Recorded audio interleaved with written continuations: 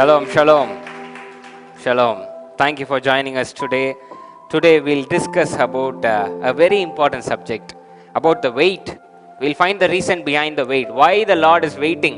Why does it take so long for the Lord to deliver? We'll discuss that chapter. That's a very longing chapter. We want to know a very longing subject. We want to know the truth about.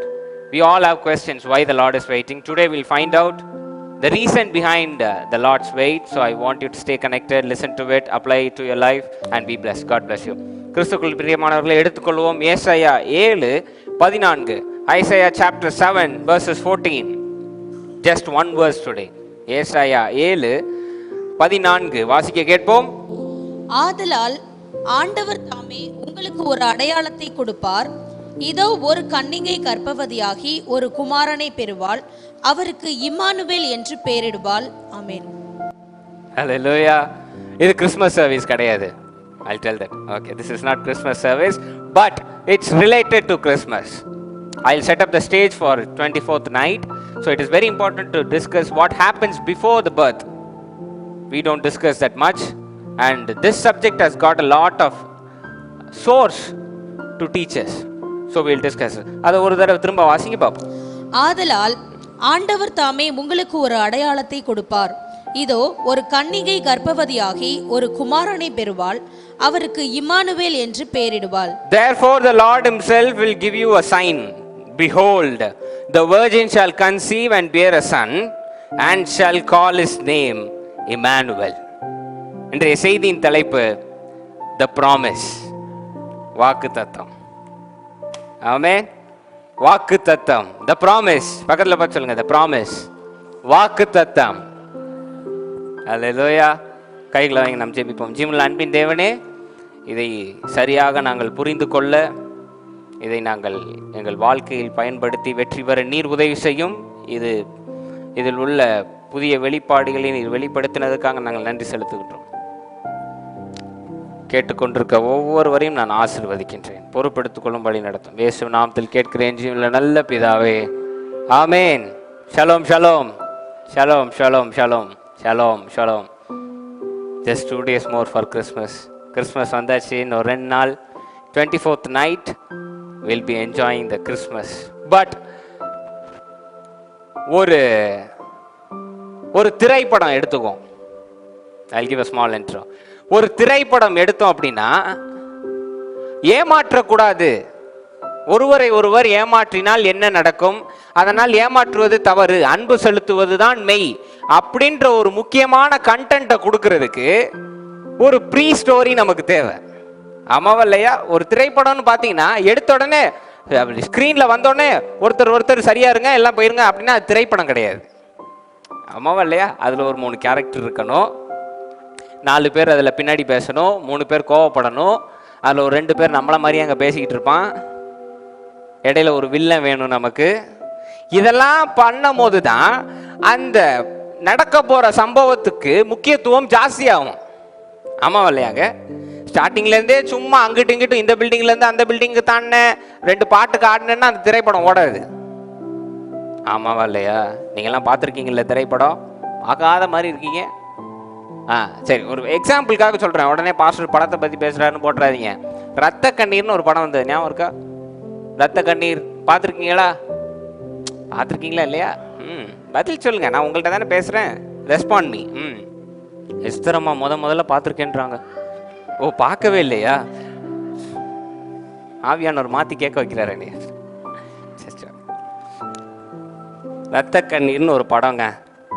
அதாவது என்ன, அந்த சப்ஜெக்டோட மகத்துவம் என்னன்னா, தாழ்மையாக இருக்கணும், ஏமாற்றக்கூடாது, அகந்தையில் பேசக்கூடாது, ரொம்ப பெருமை கொள்ளக்கூடாது. இதுதான் சப்ஜெக்ட். ஆனால் படம் 3 மணி நேரம் படம். கரெக்டாகுமா? ஆமாம். எடுத்த உடனே ஸ்க்ரீன் ஆன் பண்ணி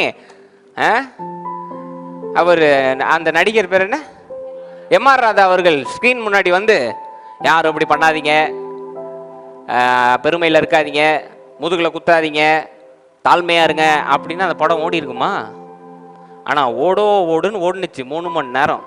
என்னன்னா ஃபர்ஸ்ட் அவருடைய கேரக்டரை காமிச்சு, கூட உள்ளவங்கள கேரக்டரை காமிச்சு, கூட உள்ளவங்களை எப்படி நடத்துறாருன்னு காமிச்சு, அவங்க தாயை எப்படி நடத்துறாரு, அதெல்லாம் வந்து ரொம்ப பிரமாதம் இருக்கும். பார்த்துருக்கீங்களா? என்ன கவுன் போட்டு நிற்கிறேன், போய் கவுன் போட்டு வா, அப்போதான் பொண்ணு கிடைக்கும் எனக்கு. அதெல்லாம் ரொம்ப அழகா ஸ்ட்ரக்சர் பண்ணி கொண்டு வருவாங்க. ஏன்னா இந்த பொருளை சொல்லுவதற்கு இது மிகவும் அவசியம்.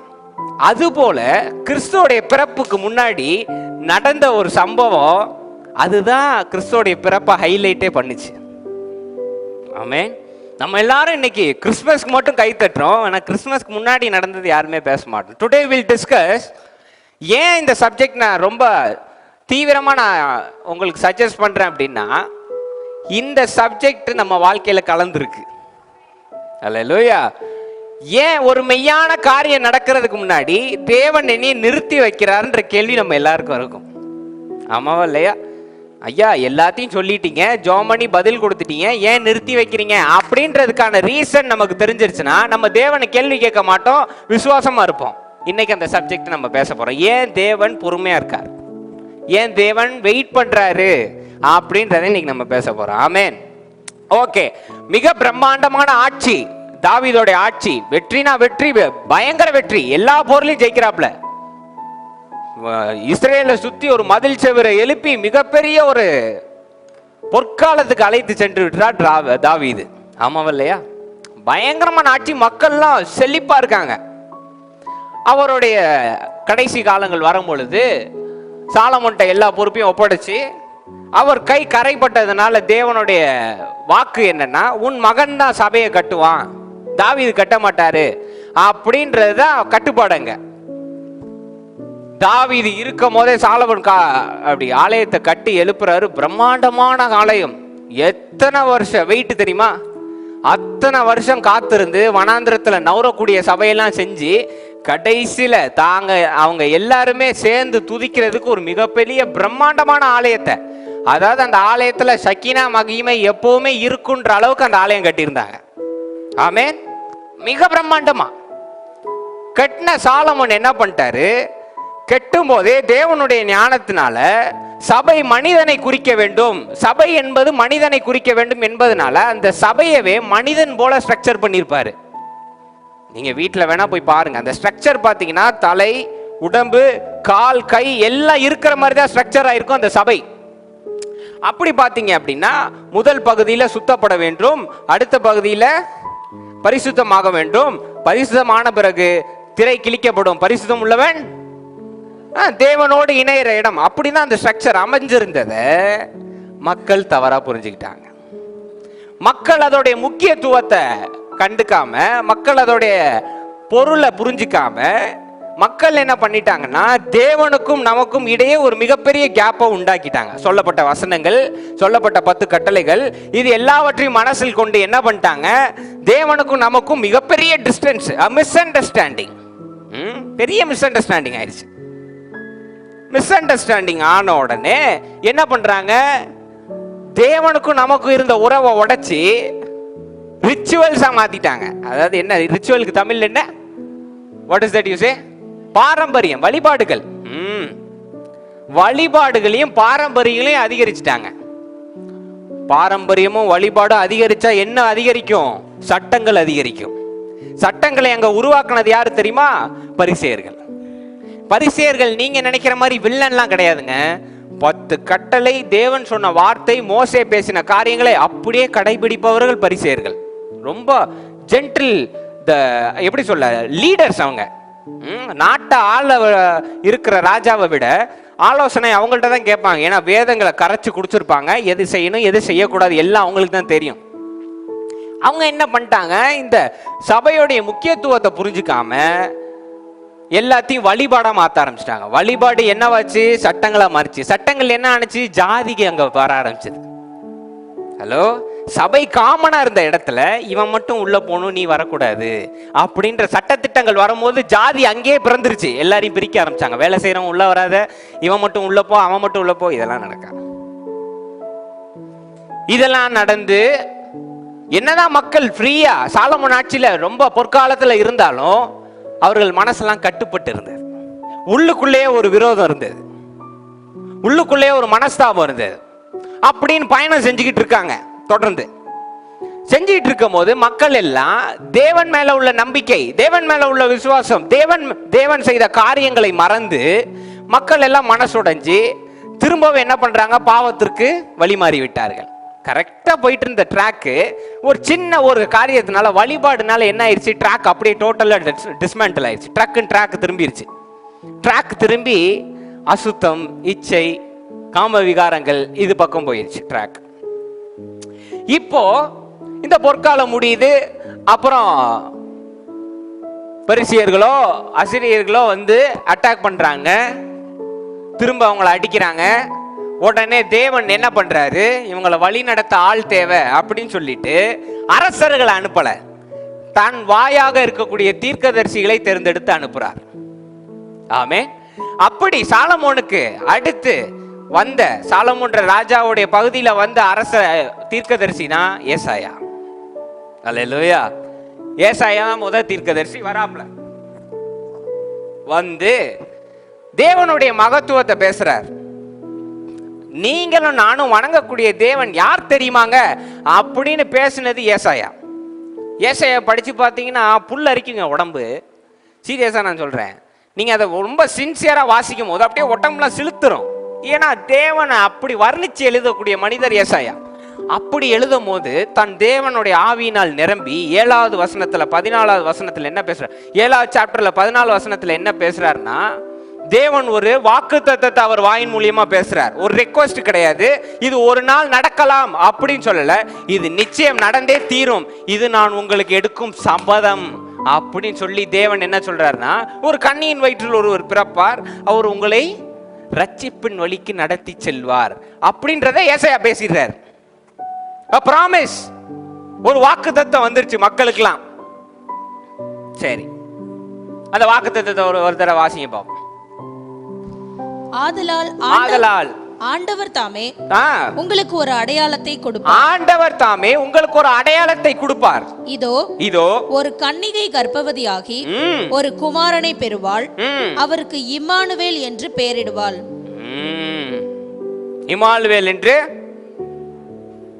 இத மக்களுக்கு சொல்லிட்டு தேவனுடைய மகத்துவம், தேவனுடைய விசுவாசம், தேவன் நமக்கு காட்டிய விசுவாசத்தை பேசினார் ஏசாயா. நம்ம தேவன் காட்டிய விசுவாசம் இல்ல, தேவன் என்ன பாவங்கள் நம்ம செய்தாலும் எவ்வளவு விசுவாசமாவும் அன்பாவும் இருக்காருன்னு பேசியவர் ஏசாயா. அவர் பேசி முடிக்கிறாரு. முடிச்ச உடனே போர் நடக்குது, சண்டை வருது, எரேமியா வராரு. ஆலயம் அழிக்கப்பட்டுருச்சு, எல்லாம் அடிக்கப்பட்டுருச்சு, நிலைக்கால்கள் எல்லாம் உடைக்கப்பட்டுருச்சு. எரேமியா வராரு, திரும்ப கட்டி எழுப்புறாரு. ஆமே. சாம்பலா இருக்கிறது மேல திரும்ப கட்டி எழுப்புறாங்க, திரும்ப எல்லாவற்றும் நடக்குது. அப்படி நடக்கும் போது அவர் மக்களை வான் பண்றார். ஏசாயா தேவனுடைய மகத்துவத்தை பேசினாரு, எரேமியா வந்து இதெல்லாம் செய்யக்கூடாது, இது தேவனுக்கு இஷ்டம் இல்லாத காரியம், இப்படி செய்தால் இப்படிப்பட்ட விளைவுகள் ஏற்படும் வார்னிங் கொடுக்கிறார். வார்னிங் கொடுத்துட்டு தேவனுக்கும் நமக்கும் ஒரு உடன்படிக்கை இருக்கே, அதை மறந்துடாதீங்கன்னு ஞாபகப்படுத்துறாரு எரேமியா. அல்லேலூயா. ஓகே. அடுத்து எசேக்கியேல் வரார். எசேக்கியேல் வந்து இன்னொரு புதிய ஒரு உடன்படிக்கை நமக்கு ஏற்பட போகுதுன்னு அவர் தீர்க்க தரிசனம் உரைக்கிறார். உரைச்சிட்டு தேவனுடைய கோபத்தையும் தேவன் செய்ய போற அழிவுக்கான காரியங்களையும் அவர் வெளிப்படுத்துறார் மக்கள்கிட்ட. நீங்க செய்த காரியங்களுக்கு விளைவு என்ன, தேவன் கோபம் அடைந்து விட்டார், அதற்கான விளைவுகள் என்னன்னு எசேக்கியேல் பேசுறார். எசேக்கியேல் பேசி முடிச்சோடனே தானியேல் உள்ள வரார். தானியேல் உள்ள வந்து அந்த உடன்படிக்கையை எப்படி கடைபிடிக்க வேண்டும், தேவனுடைய பிள்ளையாக தேவனுக்கு எப்படி விசுவாசமாக இருக்க வேண்டும் என்று வாழ்ந்து காட்டியவர் தானியேல். அல்லேலூயா. என்ன நீ சிங்க கையில போடு, ஆளை தூக்கி உள்ள போடு, என்ன வேணாலும் பண்ணு, உடன்படிக்கையே நான் கையில எடுத்துக்கிறேன், தேவனுக்கு நான் விசுவாசமா இருக்கேன் அப்படின்னு மக்களுக்கு ஒரு எடுத்துக்காட்டாக வாழ்ந்தவர் தானியேல். தானியேல் முடியுது. தானியேல் இவ்வளவு பண்ணி, இத்தனை தீர்க்கதரிசிகள் பேசி தானியேலும் இவ்வளவும் பண்ணி மக்களுக்கு புரியல. மக்கள் மீண்டும் அதே பாவத்திலேயோ புரிதல் இல்லாமையோ சங்காரம் ஆகிட்டு இருக்காங்க. அல்லேலூயா. அப்புறம் ஓசியா வராரு. ஹலோ, ஓசியா தெரியுமா? நீ ஓசி அப்படி அந்த ஓசி இல்லைங்க, தமிழ்ல என்னங்க, இங்கிலீஷ்ல ஓசியான் இருக்கு. ஓசியா தானா? ஓசியா. ஓசியா வரார். ஒரு விசுவாசம் இல்லாத ஸ்திரீய மனைவியா கட்டுறார். கதை தெரியுமா உங்களுக்கு? லைட்டா சொல்றேன், கேட்டுக்கங்க, உள்ள ஆள் மனசுல போட்டு வச்சுக்கோங்க. விசுவாசம் இல்லாத ஒரு மனைவியை கட்டுறார். தனக்கு விசுவாசம் இல்லாத, தேவன் மேல விசுவாசம் இல்லாத இல்ல, தனக்கு unfaithful woman. I am making it very clear. ஓசியாக்கு விசுவாசம் இல்லாத ஒரு ஸ்திரீயை கட்டுறாரு. எதற்கு அப்படின்னு பாத்தீங்கன்னா, தேவன் ஒரு எடுத்துக்காட்ட காமிக்கிறாரு. அதாவது அந்த மணவாளனுக்கு நீங்க விசுவாசமா இல்ல அப்படின்றத காட்டுவதற்காக ஓசியா ஒரு அவிசுவாசமான ஸ்திரீய மனம் முடிக்கிறார். முடிச்ச பிறகு விசுவாசமா எப்படி இருக்க வேண்டும், கல்யாணம் பண்ண எப்படி விசுவாசமா இருக்க வேண்டும், எப்படி அன்போடு இருக்க வேண்டும்னு தேவனுக்கும் மக்களுக்கும் இருக்கிற உறவை அவர் புரிய வைக்கிறார். அல்லேலூயா. சரி, அவர் முடிஞ்சோடனே ஆமோஸ் வராரு. ஆமோஸ் வந்து முழு ஜெனரேஷனையும் வார்ன் பண்றார். திரும்ப வார்னிங் நடக்குது. ஏய், இதை நீ தப்பு பண்ற, இங்க நீ அதை செய்யற, நீ இதை செய்யற, ஜாக்கிரதை, கர்த்தர் மேல் பயந்துரு அப்படின்னு முழு வம்சத்தையும் வார்னிங் கொடுக்கிறார். அவர் முடிஞ்சோடனே மீகா வராரு. சரி, மீகா என்ன சொல்ல வர்றாரு? மீகா வந்து மீட்பை பத்தி பேசுறார், ரெஸ்டோரேஷன் பத்தி பேசுறார். நியாயம் திரும்ப எப்படி வர வேண்டும், நியாயத்திற்கு திரும்புங்கள் அப்படின்றதான் அவருடைய சப்ஜெக்ட். நியாயத்திற்கு திரும்புங்கள்னு சொல்லிட்டு தேவன் ஒரு வாக்குத்தத்தம் ஏசாயா மூலியா பேசினார் பாருங்க, அதுக்கு நம்பிக்கை கொடுக்கிறார். தைரியமா இருங்க, மீண்டும் கன்ஃபார்ம் பண்றார். மக்கள் எல்லாம் கேள்வி கேட்டிருப்பாங்களா இல்லையா? ஆமாங்க, ஏசாயா சொல்லிட்டு போனாரு, இன்னும் நடக்கலைன்னும் போது திரும்ப கன்ஃபார்ம் பண்றார், நடக்கும் அப்படின்னு பேசுறார். நியாயம் திரும்ப வரும், கவலைப்படாதீங்க அப்படின்னு ஆமோஸ் பேசுறார், மீகா பேசுறார். அடுத்தது நாகும் வராரு. நாகும் வந்து என்ன சொல்றாரு? எசேக்கியேல்ல பேசினபடியோ தானியேல்ல பேசினபடியோ அசீரியன்ஸ் அவங்களுடைய டவுன்ஃபாலை பத்தி பேசுறாரு, அழிவை பத்தி பேசுறாரு. நாகும் அவர் வேலையை முடிக்கிறார். செப்பனியா அடுத்து வராரு. செப்பனியா வந்து பிறக்க போறாருன்னு ஒருத்தர் சொன்னேன்ல, அந்த நாள் நெருங்கி கொண்டு இருக்குன்னு அவர் திரும்ப ஞாபகப்படுத்துறார். பின் தொடர்ந்து வரீங்களா? இல்ல எங்கேயும் வண்டியை விட்டு இறங்கி போயிட்டீங்களா? Okay, good. அப்படியா? இந்த வரேன்.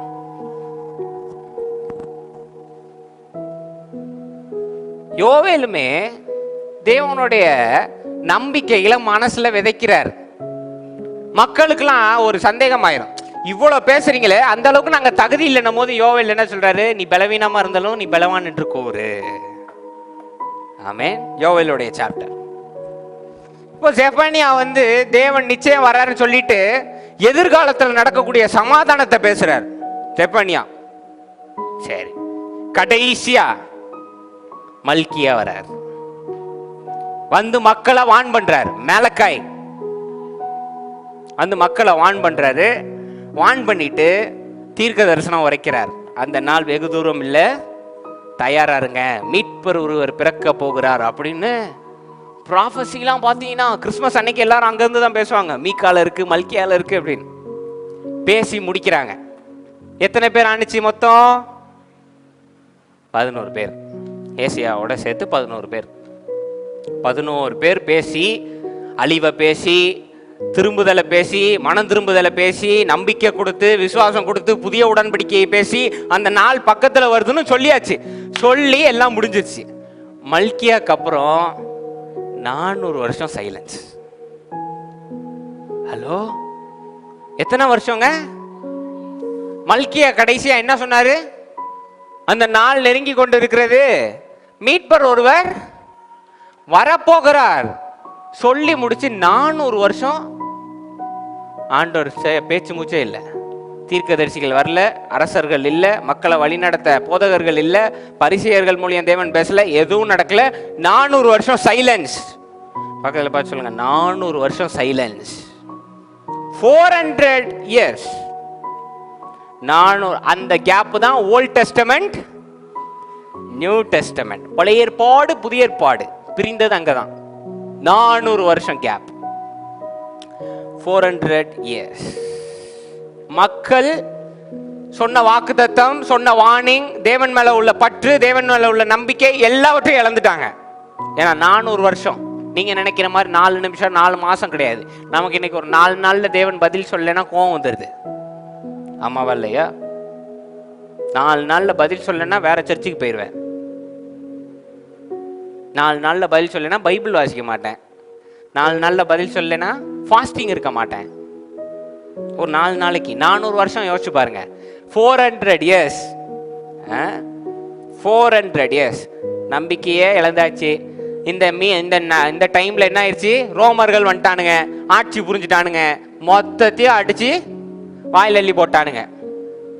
தேவனையா துதிக்கிறேன் எல்லாத்தையும் ஆட்சிக்கு வந்து அகஸ்டஸ் சீசர் எல்லாம் ஆட்சி அமைச்சு உக்காந்துட்டானுங்க. இனி எங்களுக்கு கீழே தான், ஒன்றும் பண்ண முடியாது. மக்களுக்கு அப்போ எப்படி இருக்கும்? வரி பணம் கொடுக்கணும், வீட்டுக்கு உழைக்கணும், சபைக்கு போகலான்னா சபை இல்லை. பரிசேயர்கள்ட்ட ஆலோசனை கேட்டால் அவன் 100 ரூல்ஸ் சொல்கிறான். இந்த ட்ரெஸ் போட்டு வந்தால் ஆண்டவர் ஏற்றுக்க மாட்டார், அந்த ட்ரெஸ்ஸை போட்டு வந்தால் இப்படி பண்ண மாட்டார், முடி எப்படி வச்சிருந்தே அவளை தொட்டியா இவனை தொட்டியா அப்படி பண்ணி எப்படி பண்ணியான்னா நொந்து ஃபுல்லும் ட்ரெயின் அவுட். மக்கள் ஃபுல்லும் தோத்து போன மாதிரி சோர்வடைஞ்சு என்ன ஆயிடுச்சுன்னா 11 தீர்க்கதரிசிகள் வந்து பேசின எல்லாமே பொய்யானது போல ஆயிடுச்சு. ஆமாவா இல்லையா? சில நேரம் நாட்கள் கடந்து போகும்போது தேவன் தந்த வாக்குத்தத்தம் ஒருவேளை மாத்தி சொல்லியிருப்பாரோ நமக்கு சந்தேகம் வந்துடும். வாக்குத்தத்தம் கொடுத்தார் ஆண்டவர், காப்பாற்றல, பொய் சொல்லிட்டார் ஆண்டவர், ஏமாத்திட்டார் நம்மள. மக்கள் அப்படிப்பட்ட நிலைமையில இருக்காங்க. they lost the faith. அதாவது எகிப்துல இருந்து வெளியில கொண்டு வந்து எத்தனை தோல்வி அடைஞ்சாலும் மீண்டும் மீண்டும் சபையை கட்டி மீண்டும் மீண்டும் நாட்டை கட்டி நிறுத்தின தேவன் மேல நம்பிக்கை இழந்தாச்சு. மக்களுக்கு வரி வசூலிக்கிறதுல இருந்தும் பிரச்சனைகள்ல இருந்தும் அடிமைத்தனத்துல இருந்தும் விடுதலை வேணும்னு நினைச்சுக்கிட்டாங்க அவங்க. ஆனா அவங்களுக்கு எதுல இருந்து தெரியுமா விடுதலை வேணும்? மனசுல நடக்கிற அசுத்தத்துல இருந்து, மனசுல நடக்கிற பாவத்துல இருந்து. அதுக்கு தான் அவங்களுக்கு விடுதலை தேவைப்பட்டதே தவிர இதெல்லாம் தேவையில்லை அவங்களுக்கு. அல்லேலூயா. ஓகே. ஆனா சற்று யோசிச்சு பாருங்க, இவ்வளோ விஷயம் நடக்க போகுதுன்னு தெரியும் தேவனுக்கு. அவர் கொடுத்த வாக்குத்தத்தத்தை கவனிச்சிங்களா? 14 வசனத்துல வாசிங்க பார்ப்போம். அந்த 14 வசனத்தை, ஏசாயா 14:7-14. ஆதலால் ஆண்டவர் தாமே உங்களுக்கு ஒரு அடையாளத்தை கொடுப்பார். இதோ ஒரு கன்னிகை கர்ப்பவதியாகி ஒரு குமாரனை பெறுவாள், அவருக்கு இம்மானுவேல் என்று பெயரிடுவாள்.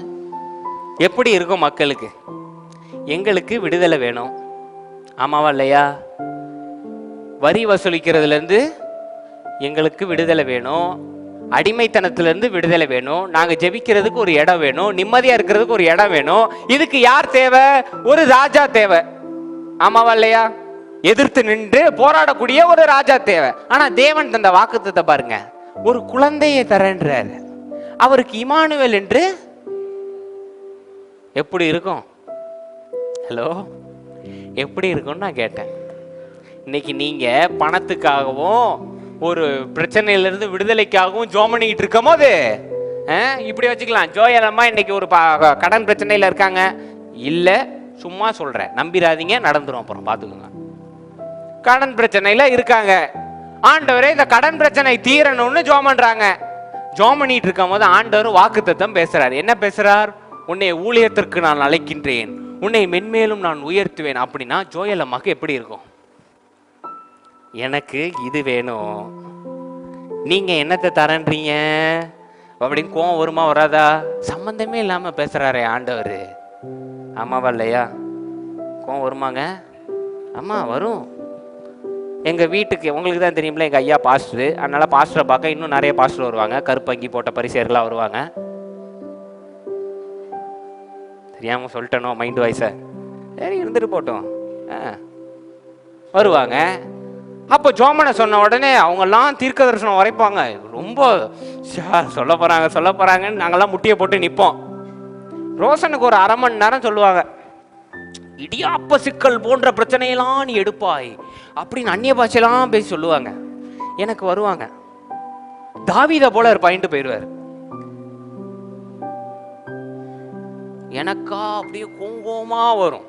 நான் சின்ன வயசுல ரொம்ப கோபப்படுவேன், இப்பயும் வரும், அடக்கிக்கிட்டு இருக்கேன். இப்போ கோங்கோமா வரும்.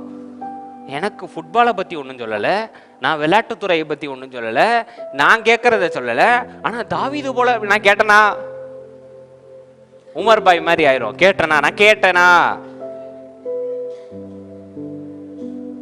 அது மாதிரி. இங்கே 400 வருஷம் கஷ்டப்பட போறாங்க.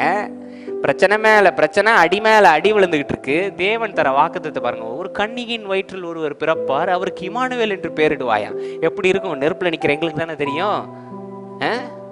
எல்லாம் நான் அடிக்கடி சொல்லுவாரு, அவனுக்கு வயிற்று வலி வந்தாதான் தம்பி தெரியும் அப்படின்வார். சரி சாபம் விடாதீங்க என்னன்னு சொல்லி வண்டியை ஓட்டிட்டு வர சொல்லுவேன். சொல்லுங்க, மேல இருந்து உட்காந்துட்டு ஒரு கன்னிகையின் வயிற்றில் ஒருவர் பிறப்பார் அப்படின்றது ஈஸி. இங்க 400 வருஷம் முதுகுல அடி வாங்குறது நம்ம தானே. ஆமாவா இல்லையா? வெளியில சொல்ல முடியாம ஆண்டவருக்கு எய்த்து பேசக்கூடாதுன்னு இப்படி உட்காந்துருக்கீங்களா? உண்மையை பேசுங்க. நீங்க வீட்டுல தனியா திட்டுறது எனக்கும் தெரியும். இவ்வளவு கேட்கறேன் ஜோமணி. நேத்து எங்க அம்மா சொன்னாங்க, எங்கேயாவது போய் வனாந்தரத்துல இருந்து எசப்பாடு கத்தணும் போல இருக்கு அப்படின்னு. ஏன்னா அந்த அளவுக்கு ஜோமணி பதில் கொடுக்கல, எரிச்சலாவது. ஏன்னா நம்ம சும்மாவும் இருக்க மாட்டோம். வெளியில பாக்குறவங்கெல்லாம் எங்க தேவன் எவ்வளவு பெரிய தேவன் தெரியுமா அப்படின்னு. இங்க வந்து அட்டி மேல அட்டி வெளுத்து சூப்பர் புடமிடுறார். கன்னிகையின் வயிற்றுல ஒருத்தர் பிறப்பார் அப்படின்றார், ஒரு குழந்தைய. ஆனா உண்மைக்கும் கூர்ந்து கவனிச்சு பாத்தீங்கன்னா அந்த இஸ்ரேல் மக்களுக்கு அன்னைக்கு அவர் தான் தேவைப்பட்டார். ஆமென். பணத்திலிருந்து விடுதலையோ, அடிமைத்தனத்திலிருந்து விடுதலையோ, ரோமர்கள்ட்ட இருந்து விடுதலையோ அவங்களுக்கு தேவை கிடையாது. இந்த மனதை எப்படி ஆள வேண்டும், பாவத்திலிருந்து எப்படி பரிசுத்தமாக இருக்க வேண்டும் என்று சொல்லுவதற்கு ஒரு எடுத்துக்காட்டு வேண்டும். அதை வாழ்ந்து காட்டியவரால் மட்டும்தான் அதை பேச முடியும். எனவே தன்னுடைய சாயலுமான, தன்னுடைய ரூபமான ஒருவரை தேர்ந்தெடுத்து அவருக்கு இயேசு என்று பெயரிட்டு அவரை பிறக்க வைக்கிறதற்கு ஒரு கன்னியின் வயிற்றில் பிறக்க வைப்பது, இது எல்லாம் பெரிய ஒரு ஆர்கெஸ்ட்ரா அழகா டியூன் பண்ணி அதுதான் மக்களுக்கு தேவைப்பட்டுச்சு. இன்னைக்கு ஒன்று சொல்றேனே, நீங்க தேவன் நினைக்கலாம், எனக்கு நான் ஜோமனாதெல்லாம் நீங்க தரீங்க ஆண்டவரேன். உங்களுக்கு என்ன தேவைன்றது அவருக்கு தெரியும். ஆமென். பேசுனது சம்பந்தம் இல்லாம இருக்கலாம், இன்னைக்கு உங்களுக்கு புரியாம இருக்கலாம். அதனால தேவன் வேலை செய்யாம இருக்காருன்னு அர்த்தமே கிடையாது. அவர் உங்களுக்காக எல்லாவற்றையும் தயார் பண்ணி கொண்டுதான் இருக்கிறார். ஆமென். இன்னைக்கு புரியாது நமக்கு. ஏன்னா நமக்கு இருக்கிறது என்ன? 2 கண், 2 காது, ஒரே ஒரு மூளை. இதை வச்சு நீங்க எல்லாத்தையும் புரிஞ்சுக்க முடியுமா? அவர் அகிலத்தையும் படைத்தவர். அதனால உங்களுக்கு என்ன வேணும்னு அவருக்கு தெரியும். பக்கத்துல பார்த்து சொல்லுங்க, உங்களுக்கு என்ன வேணும்னு அவருக்கு தெரியும். Hallelujah. He promised a kid would console my spirit, my soul and restore me from sins. ஒரு குழந்தையை வந்து வாக்குத்தத்தமா சொல்றார், நான் ஒரு குழந்தையை தருவேன், அவர் உங்களை பாவங்களிலிருந்து மீட்டு பரிசுத்தமாக்கி உங்கள் ஆத்மாவை எப்படி ஆள வேண்டும் என்பதை வழிநடத்தி காட்டுவார் அப்படின்றத பேசுறார். ஆனா என் கேள்வி என்னன்னா, வாக்குத்தத்தம் சூப்பர், பிரமாதமான வாக்குத்தத்தம். ஏங்க நமக்கு இன்னைக்கு ஒருத்தர் ஒரு பாலகன் பிறந்து நம்மளை வழி நடத்துறாருன்னு நமக்கு வேண்டாமா? அவசியம் தேவை. எவ்வளவு சந்தோஷமா இருப்போம், நம்ம அவர் கூடயே உட்காந்துருப்போம், வீட்டெல்லாம் மறந்து போயிடுவோம். ஆமாவா இல்லையா? எங்க அம்மா எதையும் சொல்லுவாங்க அடிக்கடி, சார் அந்த காலத்துல இருந்தா இயேசுவோடையே போயிருக்கலாம், அப்படியே ஜாலியா பாட்டு பாடிட்டு. ஆமாவா இல்லையா? சந்தோஷமா இருந்திருப்போங்க, ஜாலியா இருந்திருப்போம். இப்பவும் அப்படி ஒருத்தர் பிறந்து வழி நடத்தினா வேண்டான்னு இருக்கு, எல்லாத்தையும் தூக்கி போட்டு போயிடுவோம். ஹோம் லோன் கட்டுறவங்க மட்டும் வீட்டிலே இருங்க, ஏன்னா கட்டணும், இல்லைன்னா பேங்க்ல இருந்து வந்து பிடிச்சிட்டு போயிடுவானுங்க. எப்படி இருக்கும் இதெல்லாம்? சரி, என் கேள்வி என்னன்னா, ஏன் 400 வருஷம் காக்கணும்? வை 400 years? ஒரு 4 வருஷம்னா பரவாயில்ல, ஒரு 40 வருஷம்னா பரவாயில்ல. எப்ப பாரு தேவனுக்கு ஒரு 400 வருஷம் ஏன் தேவைப்படுது? எகிப்துல எத்தனை வருஷமா இருந்தாங்க? எத்தனை வருஷமாக இருந்தாங்க? 400 வருஷமா? தேவனுக்கு பிடிச்ச நம்பர்னு நினைக்கிறேன் 400 வருஷம். இன்னைக்கு நம்மளுடைய வாழ்க்கையில தேவன் வாக்குத்தத்தங்களை பாஸ்டர் மூலியமா பேசுறாரு. ஆனா 4 வருஷம் ஆயிடுச்சு, தேவன் பதில் சொல்லல. நடந்திருக்கா? எனக்குலாம் நிறைய நடந்திருக்கு. அவன் பாஸ்டர் மூலியமா வாக்குத்தத்தம் பேசும்போது மனசுலாம் குளிரும், வந்துருச்சு, இத்தனை நாள் ஜெபத்திற்கு பலன் கிடைத்து விட்டது அப்படின்னு நினைக்கும் போது 4 வருஷம் தேவன் பேசவே மாட்டார். 4 வருஷம் எதுவும் நடக்காது, பயங்கர கஷ்டமா இருக்கும். அதை தான் ஏன்னு கேட்கிறேன் நான். உங்க சார்பா நின்று நான் தேவன்கிட்ட கேட்கிறேன், ஏன் ஆண்டவரே சொல்றதுன்னு சொல்லிட்டீங்க, சும்மா இருந்தவனே நீங்க தான் ஸ்க்ரூ பண்ணி உசுப்பி விட்டீங்க, அப்புறம் விசுவாசமா இருந்தா 4 வருஷம் பதில் இல்லை. ஏன்? நமக்கு 4 வருஷம், அன்னைக்கு 400 வருஷம். இப்போ இந்த 400 வருஷம் 4 வருஷம் கேப்ல நம்ம எந்த இடத்துல மாட்டிக்கிறோம்னா, எப்படி தேவன் செய்வார்? How, HOW. பக்கத்துல பார்த்து கேளுங்க, ஹவ். கோபமா கேளுங்க. நீங்க காத்திருக்கீங்கல்ல, உங்க கோபத்தை காமிங்க. ஹவ், எப்படி? பேண்ட் பாக்கெட்ல காசு இல்ல, வினோத் அண்ணன்ட்ட அவர் வச்சிருப்பாரு, இப்ப போய் உடனே பார்க்காதீங்க. பேண்ட் பாக்கெட்ல காசு இல்ல, ஆனா வாக்குத்தத்தம் பாத்தீங்கன்னா, நீ ஒரு புது இனோவா வாங்குவை. இனோவா 43 லட்சம் ரூபா வாக்குத்தத்தம். பேண்ட் பாக்கெட்ல எவ்வளவு இருக்கு? 40 ரூபா இருக்கு. அதுக்கப்புறம் பதிலும் இல்லை. அப்போ நமக்கு ஒரு கேள்வி என்னன்னா, இவ்வளவு பெரிய வாக்குத்தத்தத்தை எப்படி பாஸ், ஹவு கேட்போமா இல்லையா? கேட்டிருக்கோமா இல்லையா? என்னங்க நீங்கெல்லாம் இன்னைக்கு வாக்குத்தத்தம் வாங்கினதே இல்லையா? வாக்குத்தத்தம்னா என்னன்னே தெரியாத மாதிரி இப்படி பாக்குறீங்க. என்னைய எவ்வளோ வாக்குத்தத்தம் வாங்கியிருப்பீங்க? எஸ்ஐயால இருந்து வாங்கியிருப்பீங்க, எஸ்ஐகேல இருந்து வாங்கியிருப்பீங்க, ஜோயல்ல இருந்து வாங்கியிருப்பீங்க, ஆமோஸ்ல இருந்து ஒரு வாக்குத்தத்தம் வாங்கியிருப்பீங்க. வாங்கியிருக்கீங்களா? வாங்கியிருக்கோம். சங்கீதத்துல இருந்து வாங்கியிருக்கோம். வாயெல்லாம் புன்னகையால நிரம்புனா வாயெல்லாம் அழுகையா நிரம்பி இருக்கு. வந்த வாக்குத்தத்தம் என்ன? சந்தோஷமா கனவு காண்கிறவர்களை போல் இருப்போம். 4 வருஷம் பெரட்டி சூப்பர் டோஸ்ட். வாக்குத்தத்தம் சொன்ன வாக்குத்தத்தத்துக்கும் வாழ்க்கைக்கு சம்பந்தமே இல்லை ஆண்டவரே அப்படின்னு எல்லா காசையும் இழந்துட்டு நம்ம கேட்கிற கேள்வி, இப்ப என்கிட்ட ஒண்ணும் இல்லை, இப்ப எப்படி செய்வீங்க? எப்படி? ஹவ்? தேவன் இன்னைக்கு ஏன் இந்த காத்திருப்புக்கு என்ன காரணம்ன்றத எனக்கு வெளிப்படுத்தி உங்கள்ட்ட சொல்ல சொன்னார். அதனால நான் வந்திருக்கேன். ஆமென். ஏன் தெரியுமா இந்த காத்திருப்பு? ஏன்னா நீங்க அடைய போற வாக்குத்தத்தத்துக்கு இந்த காத்திருப்பு நேரம் தான் உங்களை தயார்படுத்துகிறார் தேவன். He is preparing you to get hold of this promise. ஆமென். தேவன் சொல்ற வாக்குத்தத்தம் உங்க எண்ணங்களோட பெருசு. அதுக்கு தயாராகணும்னா நீங்க அதுக்கு தகுதிப்படணும். To get worthy. இன்னைக்கு யங்ஸ்டர்ஸ்க்கு என்னன்னா, அதாவது தகுதியே இல்லைனாலும் பெரிய ஆள் ஆயிரணும். தகுதியே இல்லைனாலும் உழைக்கவே கூடாது, பணக்காரன் ஆயிரணும். பேசவே தெரியாது, ஆனா பெரிய எம்பி ஆயிரணும். அப்படிதான் நடந்துட்டு இருக்கு நாட்டிலையும். படத்துல நடிக்கிறவரு இதுக்கு வந்துடுறாரு, டைரக்டரா இருக்கிற வேண்டியவரு பாலிட்டிஷியனா இருந்து கதையா விட்டுக்கிட்டு இருக்காரு. இன்னைக்கு பணம், இன்னைக்கு யங்ஸ்டர்ஸ் நான் பார்க்கிறேன். என் கூட பயணிச்ச ஒருத்தருக்கு என்ன பிரச்சனைனா, ஜோம் பண்றாராம், விசுவாசமா இருக்காரா, அதனால ஆண்டவர் ஆசீர்வதிச்சணுமா அவர் ஜம்முன்னு ஆயிடுவாராம். பிரச்சனையை ஃபேஸ் பண்ண தெரியாது, பொறுமையா இருக்க தெரியாது, ஒரு பெரிய அடி விழுந்தா அதை எப்படி சமாளிக்கணும்னு தெரியாது. இவ்வளவும் தெரியாம எப்படி நீங்க தகுதியாவீங்க?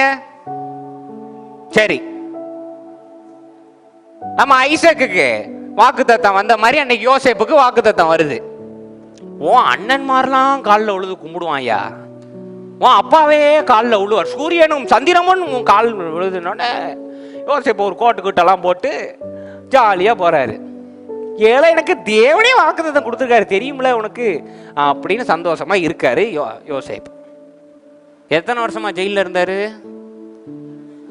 13 வருஷம். இப்ப இந்த 13 வருஷத்தை கட் பண்ணிரும். 13 வருஷம் ஜெயிலுக்கு போல யோசேப்பு டக்குன்னு தூக்கி எகிப்துல அரசனாக்கி இருந்தா ஆண்டு இருக்க முடியுமா? பதில் சொல்லுங்க. அவன் மொழி பேசி இருக்க முடியுமா?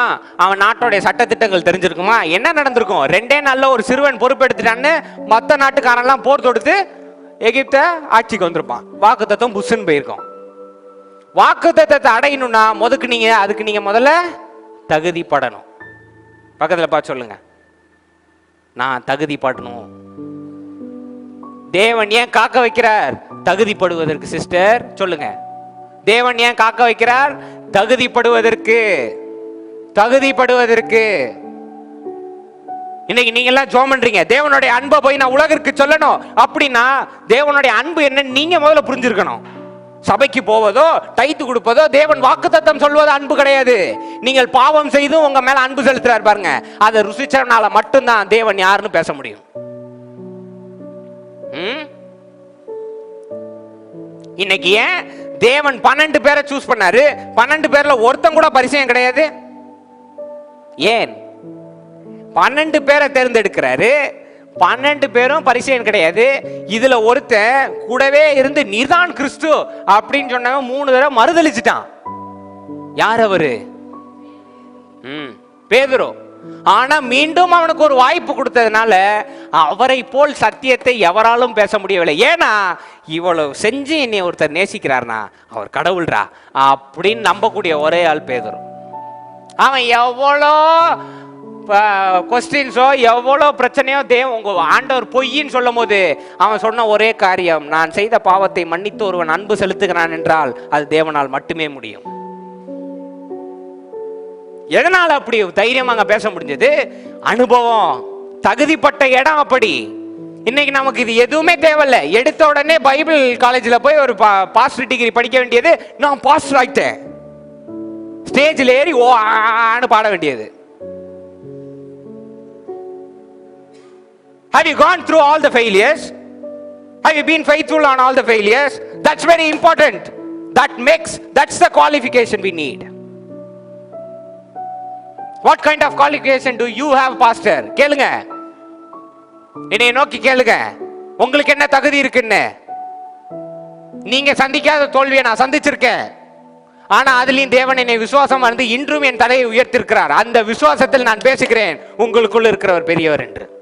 ஏன்னா நான் அதை அனுபவிச்சிருக்கேன். ஆமென். இன்னைக்கு நம்ம காக்குற அந்த சமயம், the wait, ரொம்ப எரிச்சல் அடைகிறோம். ஏன்? நான் என்ன கேட்கிறேன், நீங்க தேவனோட மிக புத்திசாலிகளா? தேவனோட பரிசுத்தமானவர்களா? தேவனுக்கு ஆலோசனை சொல்லும் அவர்களுக்கு நீங்கள் ஞானிகளா? கிடையாது. அவர் கால் தூசுக்கு சமமானவர்கள். நம்ம ஆமாவா இல்லையா? கால் தூசுக்கு சமமானவர்கள். நமக்கு எப்படி தெரியும் தேவன் ஏன் காக்க வைக்கிறார் என்று? சொல்லுங்க பாப்போம். இன்னைக்கு தேவன் உங்களை காக்க வைக்கிறார்னா, என்னை சோதிக்கிறார், என்னை புடமிடுகிறார்ன்றதை விட அவர் உங்களை தகுதிப்படுத்துகிறார். தங்கம் ஒண்ணு கிடைக்குது நிலத்துல இருந்து, அப்படியே கடையில வந்து வித்தா எத்தனை பேருங்க வாங்குவான்? அதை சரி பண்ணணும், சலிக்கணும், செதுக்கணும், ஒரு ரிங்கா மாத்தணும், அப்போதான் அதுக்கு விலை மதிப்பு ஜாஸ்தி. ஆமாவா இல்லையா? இன்னைக்கு அலெக்சாண்டர் அங்கிள் இருக்காங்க, பெரிய மரத்தை கொண்டு வந்து ஒரு கடையில வச்சு வித்தா நீங்க யாராவது போய் வாங்குவீங்களான்னு கேட்டேன். ஆனா அதுக்கு ஒரு 3 நாள் 4 நாள் உழைப்பு போடணும், சலிச்சு அதை டேபிளா மாத்தணும், டேபிளா மாத்தினதுல வார்னிஷ் தடவணும், அவ்வளவும் செஞ்சு உட்கார்றதுக்கு கம்ஃபர்டபுளா இருந்தாதான் அதோடைய மதிப்பே வேற. ஆமாவா இல்லையா? ஆமாவா இல்லையாங்க? இப்ப அந்த சாருக்கு இன்னொரு மதிப்பு கூடும். என்னன்னா, இவர் 40 வருஷம் கடை வச்சிருக்காரு, அதனால இவர்கிட்ட வாங்குவோம். ஆமாவா இல்லையா? The experience matters. இன்னைக்கு நமக்கு நம்மளுடைய பாடல்கள்ல எப்படி, நான் இலக்கை நோக்கி ஓடுகிறேன் இல்ல, ஓடுற அந்த பயணம் எவ்வளவு பிரஷியஸ் ஆனது தெரியுமா? இன்னைக்கு பெரிய பணக்காரங்க ஆயிட்டீங்க. ஐசக் வந்து பெரிய பணக்காரன் ஆயிட்டான். அடுத்த வாரம் ஒரு 5 கோடி ரூபாய் லாட்டரியில ஜெயிச்சிட்டான் ஐசக். ஜெயிச்ச ஐசக் என்ன பண்ணிட்டான், எனக்கு ஒரு 2.5 கோடியை கொடுத்து 2 பேரும் பணக்காரங்கள் ஆயிட்டான். ஒரு ஆமீன் வராது. அவிசுவாசமான ஜனங்க எங்க பாஸ்டர் மேல போய் இன்னொரு கார் வாங்கிட்டாருனா,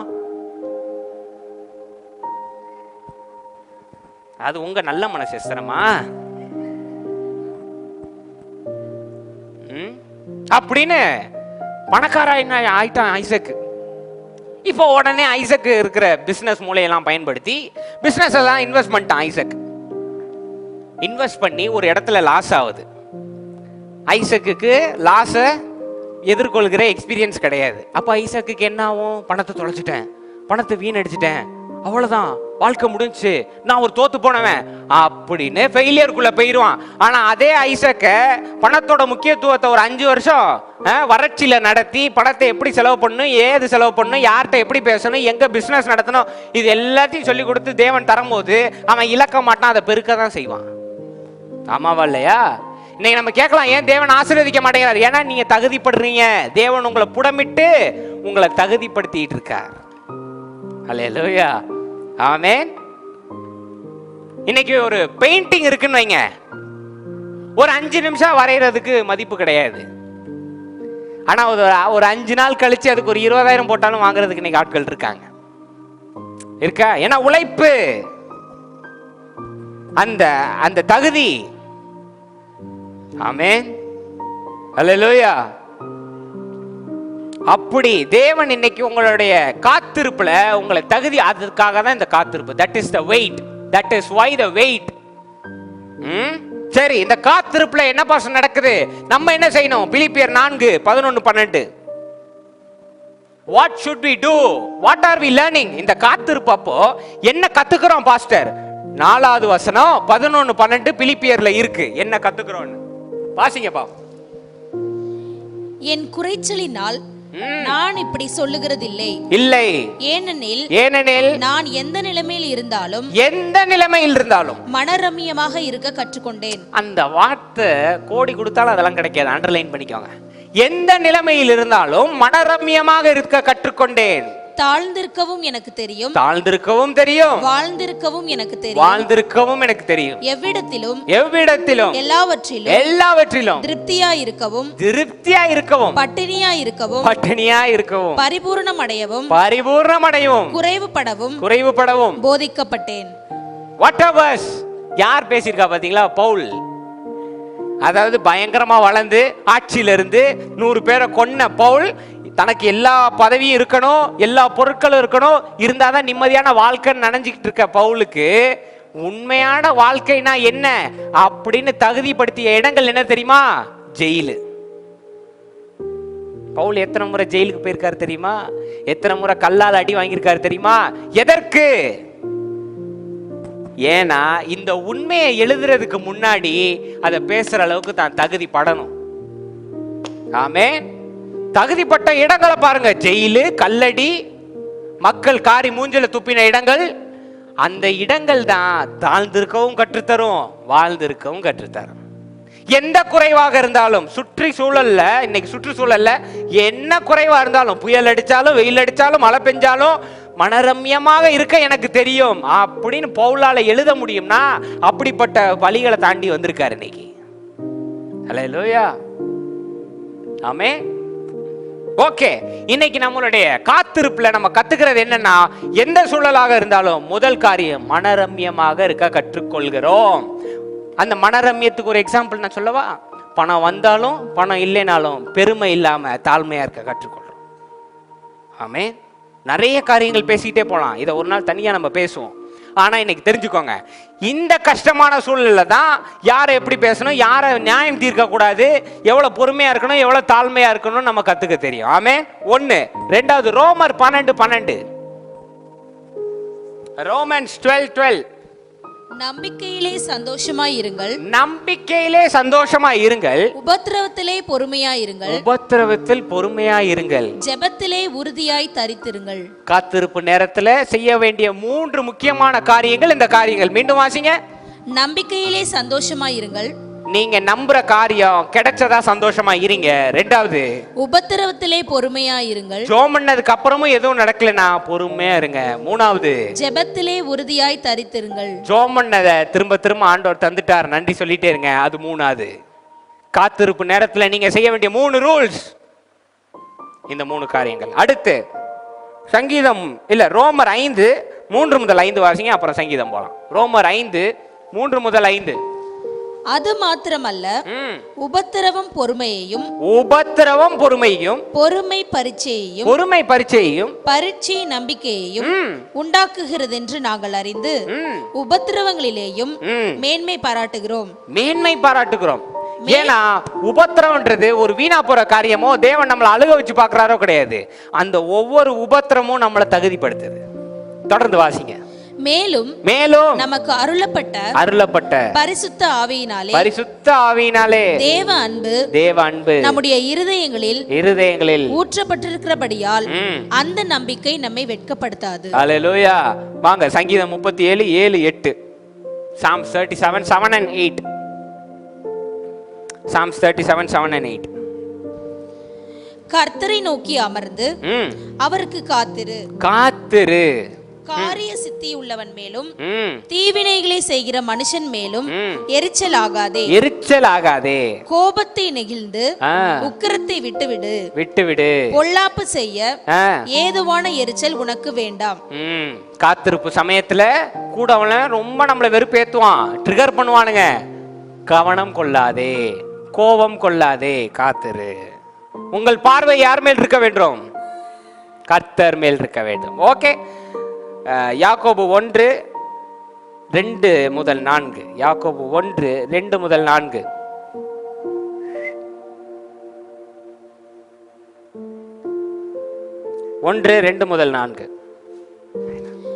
என் சகோதரரே, நீங்கள் பலவிதமான சோதனைகளில் அகப்படும் பொழுது உங்கள் விசுவாசத்தின் பரீட்சையானது பொறுமையை உண்டாக்கும் என்று அறிந்து அதை மிகுந்த சந்தோஷமாக எண்ணுங்கள்.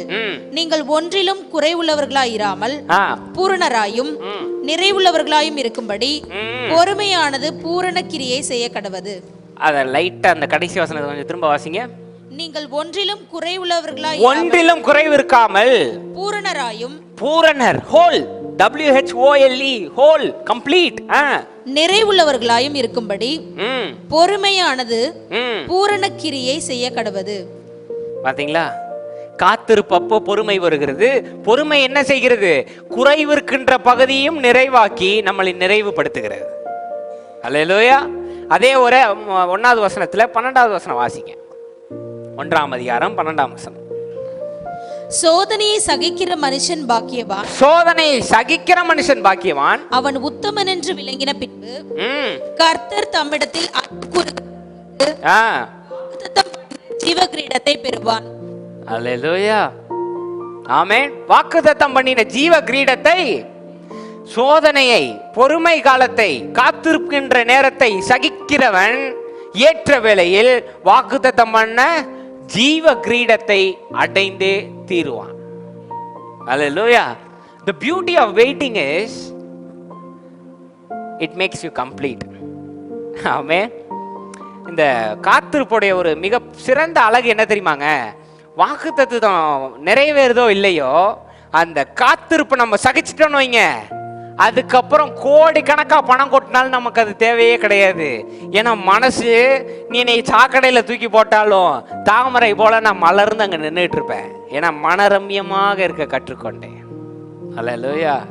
சுற்றி உள்ளவன் அசிங்கமா பேசினாலும் எனக்குள்ள சரியான வார்த்தைகளை பேச நான் கற்றுக்கொண்டேன். எய்த்தோர்த்த என்னைய சபிச்சாலும் அவனை ஆசீர்வதிக்க நான் கற்றுக்கொண்டேன். That's the beauty of waiting. Amen. Beauty of waiting, it makes you complete. இப்போ இந்த வாசிச்ச வசனங்களோ அதுல சொல்லப்பட்ட காரியங்களோ இல்லாம நான் வாக்குத்தத்தத்துக்கு தயாரானேன்னு வைங்க, வாக்குத்தத்தம் கிடைச்ச ஒரு 4 நாள் 5 நாள்ல நான் இழந்துருவேன். ஏன்னா என்கிட்ட பொறுமை இருக்காது, என்கிட்ட ஞானம் இருக்காது, என்கிட்ட அறிவு இருக்காது, என்கிட்ட அன்பு இருக்காது, எல்லாவற்றையும் இழந்து விடுவேன் 5 நாட்களில். அந்த காரியம் நிலைத்து நிற்க வேண்டும், ஜீவ கிரீடமாக இருக்க வேண்டும் என்று அவர் காத்திருப்பை உண்டாக்குறார். காத்திருப்பில் என்னை பொறுமைப்படுத்துகிறார், பொறுமையினால் என்னை நிரப்பி என்னை முழுமையாக மாற்றுகிறார். இன்னைக்கு குறைகள் இல்லாம யாராவது இருக்கோமா சொல்லுங்க?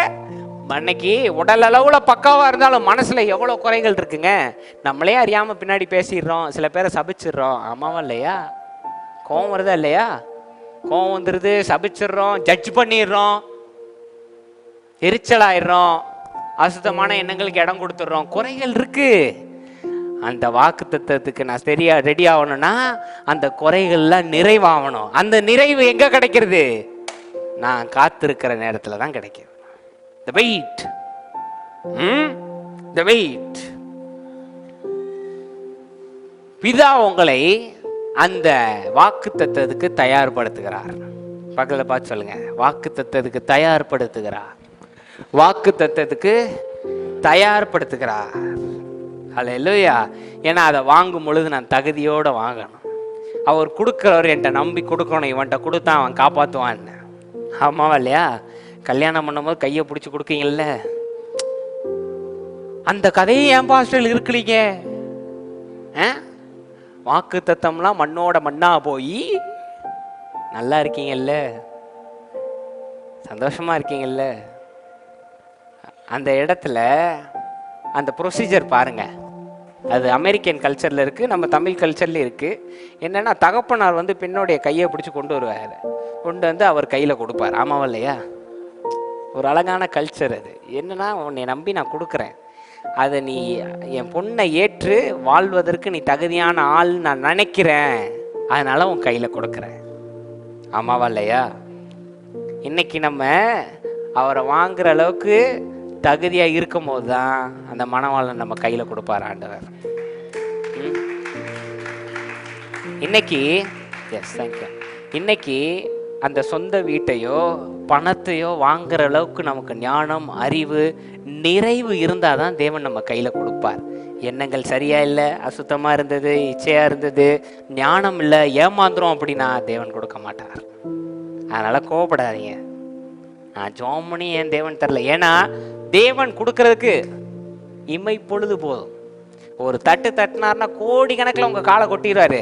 அதை பயன்படுத்த தெரியாமல் பல சிக்கலில் நீங்கள் மாட்டிடுவீங்க, பயன்படுத்த தெரியாமல் ஏமாந்துருவீங்க. அதனால் தேவன் உங்களை கற்றுக் கொடுக்கிறார், தகுதிப்படுத்துகிறார். அல்லேலூயா.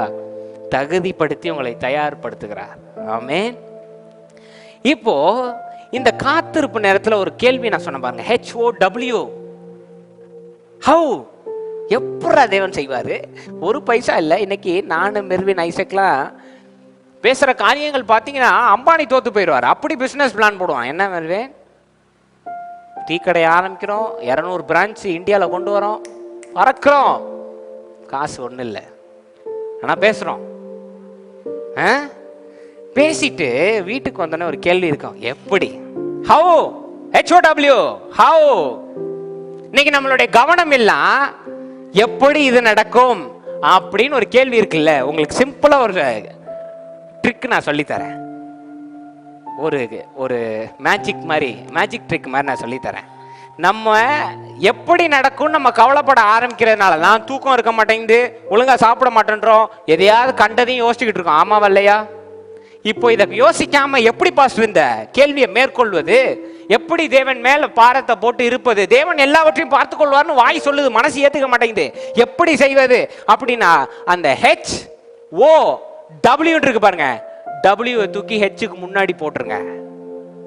Hக்கு முன்னாடி போட்டுருங்க. HOWன்ற வார்த்தையில W தூக்கி H முன்னாடி போட்டுனீங்கன்னா எப்படி நடக்கும்ன்றத கவனம் செலுத்துறதை விட யார் சொன்னா ஞாபகப்படுத்திட்டீங்கன்னு வைங்க, அன்னைக்கே உங்களுக்கு விடுதலை கிடைச்சு. ஆமென். இன்னைக்கு நம்மளுடைய கவனம் சிதறது எப்படி? அதை திருப்பிட்டு வாக்குத்தத்தம் சொன்னவர் யாருன்னு நமக்கு தெரிஞ்சிருச்சுன்னு வைங்க, இந்த எப்படிலாம் கால் தூசுக்கு சமம் தூக்கி போட்டுருவார் ஆண்டவர். அல்லேலூயா. அந்த HOWல W மட்டும் தூக்கி போட்டுறோம். அல்லேலூயா. என்ன பாஸ்டர்? சரி, வாக்குத்தத்தம் பண்ணவர் யார் பாஸ்டர்னு கேட்குறீங்களா? ஏசாயா 40:12 வாசிங்க. நீங்க வணங்குற தேவன் யாருன்னு உங்களுக்கு தெரியும். ஏசாயா 40:12.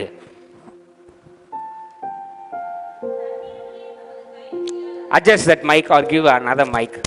Yes. தண்ணீர்களை தம் கைப்பிடியால் அளந்து வானங்களை ஜானளவாய் பிரமாணித்து, வானங்களை இங்க பாத்தீங்களா, வானங்களை ஜானளவால் பிரமாணித்து, பூமியின் மண்ணை மரக்காலால் அடக்கி, பர்வதங்களை துலாக்கோலாலும் மலைகளை தராசாலும் நிறுத்தவர் யார்? தராசு பார்த்திருக்கீங்களா? மலைகளை தராசால் நிறுத்தினவர் யார்? நீங்களும் நானும், உங்களையும் என்னையும் இன்றும் வணங்கி கொண்டிருக்கிற அந்த பிதாவானவர். அண்டத்தையும் படைத்த அந்த பிதாவானவரை தான் நாம் வணங்கி கொண்டிருக்கிறோம். எனவே இவ்வளத்தையும் அடக்கக்கூடிய தேவன் தான் உங்களுக்கும் எனக்கும் வாக்குத்தத்தம் கொடுத்திருக்கிறார். எனவே இன்றிலிருந்து அது எப்படி நடக்கும்ன்ற கவலையை விட தண்ணீர்களை கைப்பிடியால் அளக்கின்ற தேவனை நான் வணங்குகின்றேன். வானங்களை ஜானளவால் பிரமாணிக்கின்ற தேவனை நான் வணங்குகின்றேன். எனவே இதை குறித்து நான் கவலைப்பட மாட்டேன். ஏனால் யுத்தம் யாருடையது? அல்லேலூயா. சொன்னவர் செய்வாரா பாஸ்டர்? அவர் பொய் சொல்ல மனிதன் அல்ல, மனமாரமனும் புத்திரன் அல்ல. அவர் சொல்லியும் வசனித்தோம்.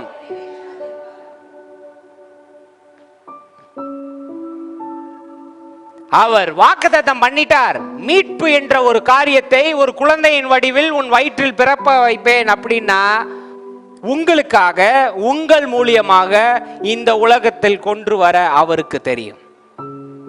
அல்லேலூயா, ஆமென்.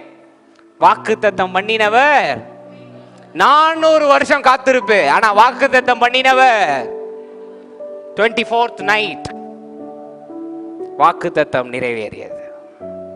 ஆமென். அந்த காத்திருப்பில் கொஞ்சம் தகுதி பெற்றவர்கள் தான், கொஞ்சம் சரியா இருந்தவங்க தான் இன்னைக்கு இதை எழுதியிருக்காங்க. அல்லேலூயா. நீங்க நினைக்கிறீங்களா காத்திருப்பு சும்மா ஒரு 400 வருஷம் ஆண்டவர் போட்டு பார்த்தாருன்னு? கிடையாது.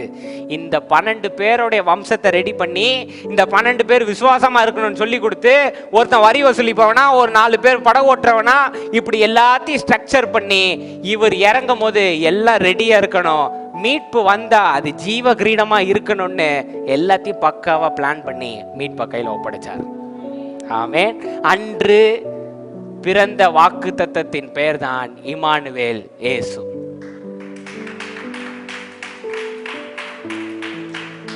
Now இதுக்கும் எனக்கு என்ன pastor connection? We've been waiting for so long. பக்கத்துல பார்த்து சொல்லுங்க, ரொம்ப நாள் வெயிட் பண்ணிருக்கீங்க சிஸ்டர். ஆனா நீங்க தகுதி ஆயிட்டீங்கன்னு வைங்க, உங்க ரட்சிப்பு உங்களை நோக்கி வந்துட்டு இருக்கு. Your salvation is here. 24th night your salvation will come. 24th night your salvation will be born.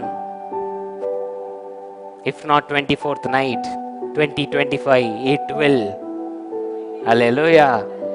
சந்தேகங்கள், கேள்விகள், எப்படி செய்வார், ஏது செய்வார், வாக்குத்தத்தம் உண்மையா இல்லையா, இன்னைக்கு அதெல்லாம் கவலைப்படுவதை விட உங்க கவனத்தை தேவன் மேல திருப்பி, வாக்குத்தத்தம் பண்ணினவர் நிச்சயம் நடத்தி காட்டுவார். பெருமையோடும் கனத்தோடும் சந்தோஷத்தோடும் தைரியத்தோடும் 24ஆம் இரவு என்னை வந்து சந்தியுங்கள். I'll meet you there. ஆமென். வாக்கு பண்ணிருக்காரா இல்லையா? அம்மிக்கு குலுக்கி சரிந்து கொள்ளும்படிக்கு உன்னை ஆசீர்வதிப்பேன், உன்னை மென்மேலும் உயர்த்துவேன், கழுகுகளை போல சட்டைகளை அடிக்க வைப்பேன், உன்னை உயரே எழும்ப பண்ணுவேன், ஐஸ்வர்யத்தால் உன்னை நிரப்புவேன், தீர்க்க ஆயுசை தந்து உன்னை ஆசீர்வதிப்பேன். அல்லேலூயா. என் சுகம், என் பலன், என் ஐஸ்வர்யம், என் நம்பிக்கை, விசுவாசம், பரிசுத்தம், என் நித்திய வாழ்க்கை எல்லாவற்றையும் வாக்கு பண்ணினவர் என்னை படைத்தவர், அவர் உண்மையுள்ளவர். எனவே பக்கத்துல பார்த்து சொல்லுங்க, வாக்கு பண்ணினது நிச்சயம் நிறைவேறும். உங்கள் மீட்பு உங்களை நோக்கி வருது. சிரிச்ச முகத்தோட தைரியமா இருங்க sister. Your salvation is coming. Your salvation is coming. ஆமென். இத்தனை நாள் காத்திருக்கீங்க, அதற்கான பலன் என்ன பாஸ்டர்? கர்த்தர் மேல் காத்திருக்கிறவர்கள் புது பலன் அடைந்து கழுகுகளை போல சட்டைகளை அடித்து 2025 பறக்க போறோம். ஆமென்.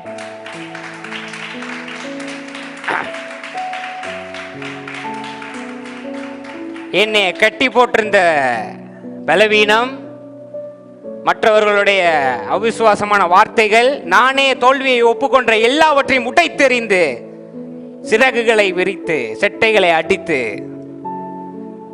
வாக்கு தத்தம் பண்ணினர் மேல் என் நம்பிக்கையை வைத்து உயரே பறக்க போகின்றோம். அல்லேலூயா. ஆமென். So the wait is worth it. ஆமென். பக்கத்துல பார்த்து சொல்லுங்க, காத்திருப்பு ஒர்த்து சிஸ்டர். காத்திருக்கிறது ஒர்த்து. ஆமென். கஷ்டப்பட்டது ஒர்த்து. கஷ்டப்பட்டது ஒர்த்து. ஏன்னா இவ்வளவு கஷ்டத்தையும் தாண்டி நீங்க வெளியே வரும் பொழுது அக்கினியில புரட்டி எடுத்து வெளியில வரும்பொழுது வைரக்கற்களை போல வருவீங்க. Hallelujah. So it's worth it. I've given you the details for your wait.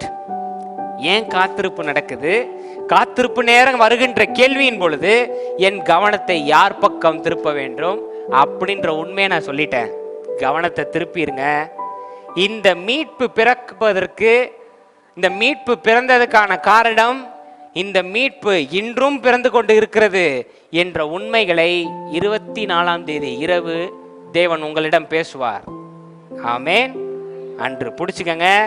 2025 ஜெயம் கொள்கிறவர்களா கால் எடுத்து வைக்கணும். அல்லேலூயா. ஜெயம் கொள்கிறவர்களா கால் எடுத்து வைக்கணும். ஆமென். கண்களை மூடுங்க, நாம் ஜெபிப்போம்.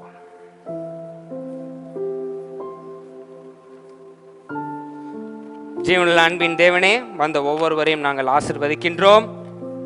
நீர் இன்று கற்றுத்தந்த இந்த பாடத்தை மறவாமல் சோதனையின் நேரம் நாங்கள் அதை நினைவுபடுத்தி சோதனையோ பிரச்சனையோ மகத்துவமாக பேசாமல் வாக்குத்தத்தம் பண்ணி எனக்கு பலன் தருகின்ற தேவனை மகத்துவமாக எண்ணி துதித்து பாதை இல்லை என்றாலும் விசுவாசத்தில் நடைபோட நீர் உதவி செய்யும். கேட்டுக்கொண்டிருக்க ஒவ்வொருவரையும் நான் ஆசீர்வதிக்கின்றேன். Be courageous, be strong. Your weight is worth it. I pray that the Lord shall be your guide in your troubles, in your trials. Let the Holy Spirit make you whole with all the 9 fruits, making you complete. இந்த காத்திருப்பு நேரத்தில் என் கனிகள் அனைத்தும் நான் அடைந்து எவ்விலையிலும் எந்த நேரத்திலேயும் மனரம்யமாக இருக்க நீர் கற்றுத்தந்த எல்லாருக்கும் நான் நன்றி செலுத்துகின்றேன். நீ கற்றுத்தர போவதற்காகவும் நான் நன்றி செலுத்துகின்றேன். எல்லோரையும் நீர் பார்த்துக்கொள்ளும், பொறுப்பெடுத்துக் கொள்ளும். இயேசு நாமத்தில் கேட்கிறேன் ஜீவனுள்ள நல்ல பிதாவே, ஆமென். உங்கள் மீட்பு உங்களை தேடி வருகிறது. பகல பார்த்து சொல்லுங்க, your salvation is about to be born. உங்க மீட்பு பிறக்க போகுது. உங்க மீட்பு பிறக்க போகுது. See you on 24th night. Bye. Shalom.